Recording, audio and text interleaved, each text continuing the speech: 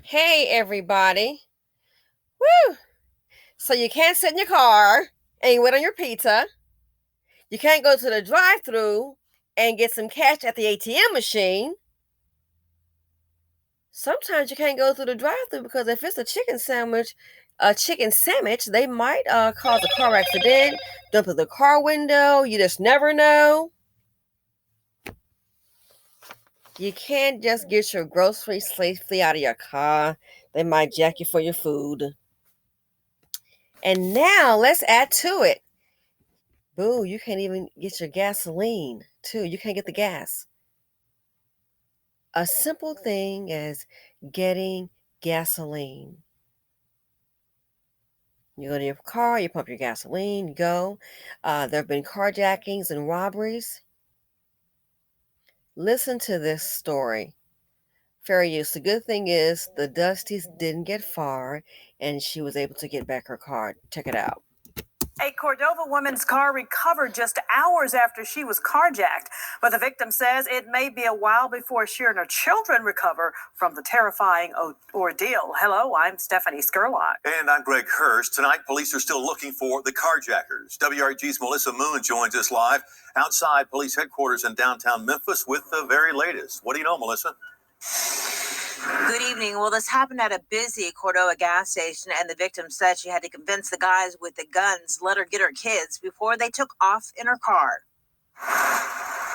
D'Amica Leaks was on empty when she pulled into this gas station at North Germantown Parkway in Dexter Thursday morning.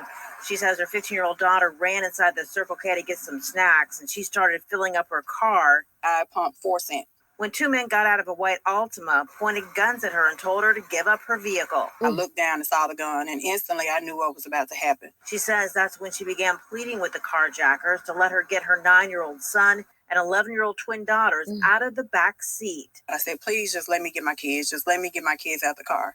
And he said, get them and hurry up. So my kids, I'm saying, come on, get out, get out. Several hours later, she was still too shaken to show her face on camera and worried about her children. They were so afraid. It was like they were frozen. With no security cameras near the pumps that might have captured the crime, Leaks decided to turn to Facebook for help.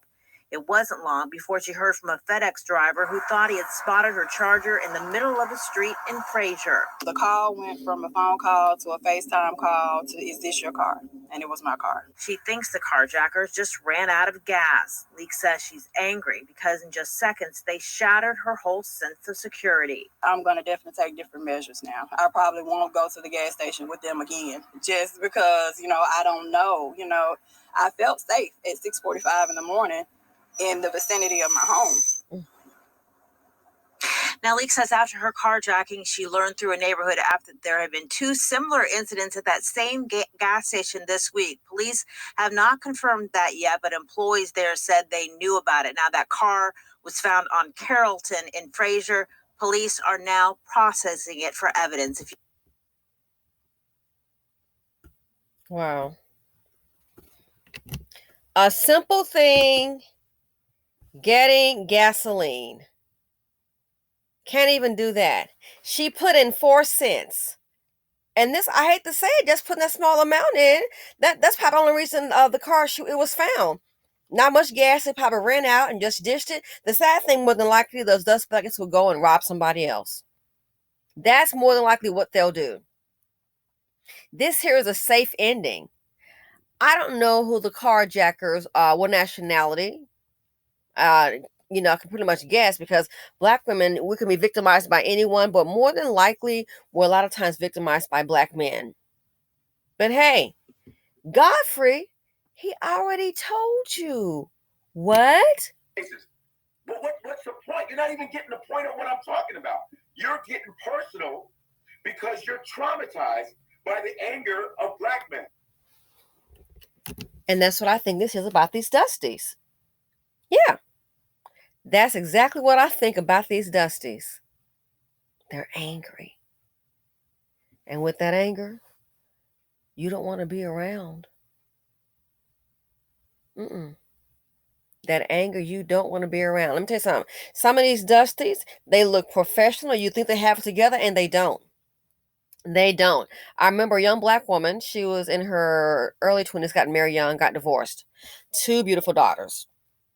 So she got divorced, and I remember seeing a man drop her off at work, and I thought, oh, okay. I said, well, she's bounced back, and she has a new friend, young friend, and he was a nice looking guy, well dressed, clean cut. I mean, clean cut, decent. Definitely didn't spell bum.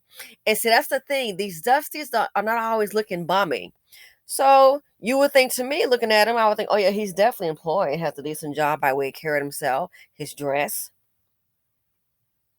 Somebody pulled me to the side and they said, oh no, it was another man that worked in her department.